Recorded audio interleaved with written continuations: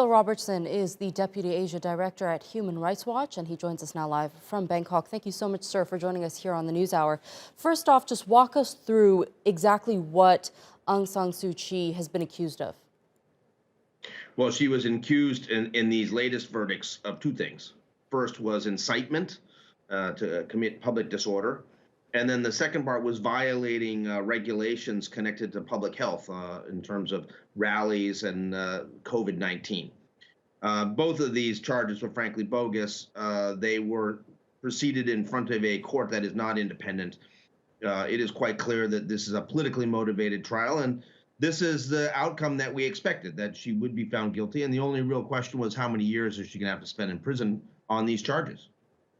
Right, and it could lead to up to 100 years with all these charges being posed against her. What does this mean for her and her future in politics? Well, I think the whole purpose of this entire process is to make sure that she doesn't have a future in politics. They want to keep her under lock and key for as long as they can. And they are presenting a whole slew of additional charges that are going to be heard in the coming weeks and months. And we expect that there'll be more guilty verdicts against Suu Kyi and her colleagues in the National League for Democracy.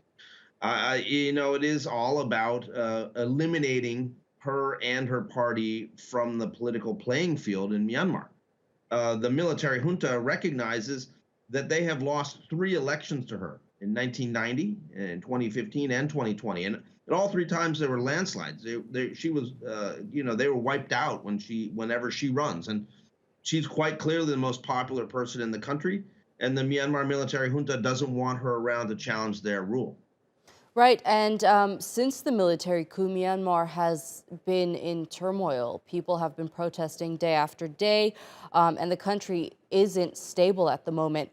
Is this jail sentence going to exacerbate the unrest in the country?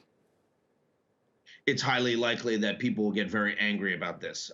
They see her as their legitimate, democratically elected leader, and I expect that we're going to see more protests. In fact, we already saw a protest today in Yangon where the military responded by running protesters over with a military vehicle and then shooting people. So quite clearly, the situation is going to get worse. The violence is getting more intense because the people are demanding that their leaders that they elected back in November 2020, an election that most people believe were basically free and fair, be allowed to lead, be allowed to take power. And the military junta is trying to suppress that with force of arms. And over 1,300 people have been killed since the February 1st coup. So, it's outrageous and unacceptable. What is the Human Rights Watch worried about at the moment? Well, we're seeing crimes against humanity being committed every day in Myanmar against the Burmese people. There needs to be action against that. There needs to be a referral of the situation in Myanmar to the International Criminal Court. There needs to be an international arms embargo.